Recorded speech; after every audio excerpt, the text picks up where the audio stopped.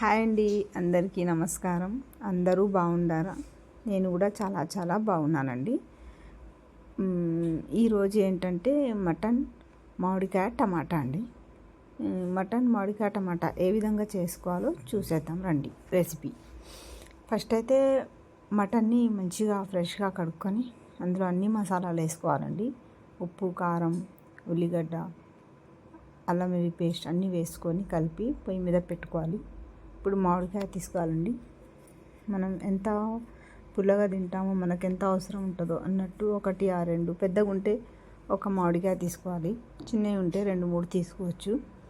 మటన్ని పెట్టి ఉంటుంది. తర్వాత వచ్చేసి మంచిగా మామిడికాయని ఫ్రెష్గా కడిగి పొట్టు తీసేసి ఈ విధంగా ముక్కలు కోసుకోవాలండి.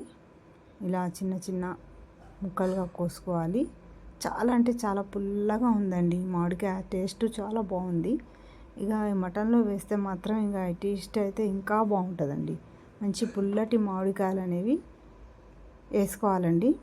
చాలా బాగుంటుంది, రుచిగా ఉంటుంది కూర కూడా. తర్వాత వచ్చేసి కుక్కర్ పెట్టేసుకోవాలండి. మటన్ ఇలా ముక్కలు కోసుకొని పక్కన పెట్టుకోవాలి, మామిడికాయ ముక్కలు. ఇప్పుడు మటన్ మంచిగా మెత్తగా ఉడికిన తర్వాత ఇలా మంచిగా కలుపుకోవాలండి. ఇలా కలిపేసిన తర్వాత మామిడికాయ ముక్కలు ఉంటాయి, ఆ ముక్కలన్నీ మటన్లో వేసుకోవాలండి. ఉడికిన మటన్లో ఈ విధంగా వేసుకోవాలి. నేనైతే అందులో ఉన్న అది కూడా వేసేసిన. చాలా బాగుంటుందండి అట్లా వేసి ఉడికిన తర్వాత మంచిగా ఉంటుంది. దానికి కూడా మామిడికాయ అనేది ఉంటుంది కదా, అందుకని ఆ టెంక కూడా వేసేసిన అండి నేను. చాలా బాగుంటుంది. కొన్ని వాటర్ అయితే పోసి మంచిగా ఈ విధంగా కలుపుకోవాలండి. చూడండి, మంచిగా కలుపుకోవాలి.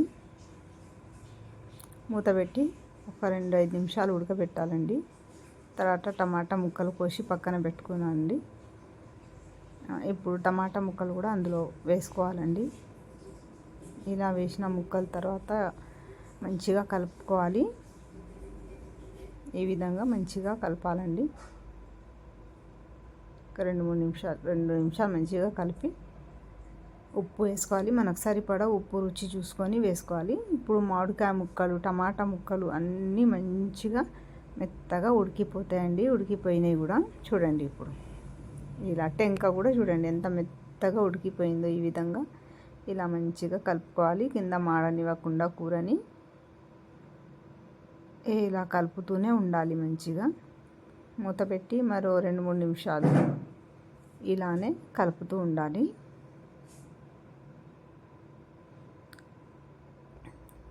చూడండి, కూర అయితే మాడనీయకుండా మంచిగా ఇలా కలుపుతూ ఉడకనివ్వాలి. మంచిగా ఉడికిపోయిందండి.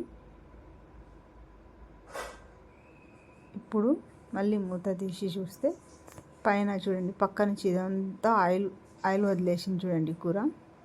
ఇలా ఆయిల్ వదిలేయాలండి. ఇలా ఈ విధంగా ఆయిల్ని వదిలేయాలి మంచిగా. అప్పుడు కూర ఉడికిపోయినట్టండి. Thanks for watching. అయిపోయిందండి.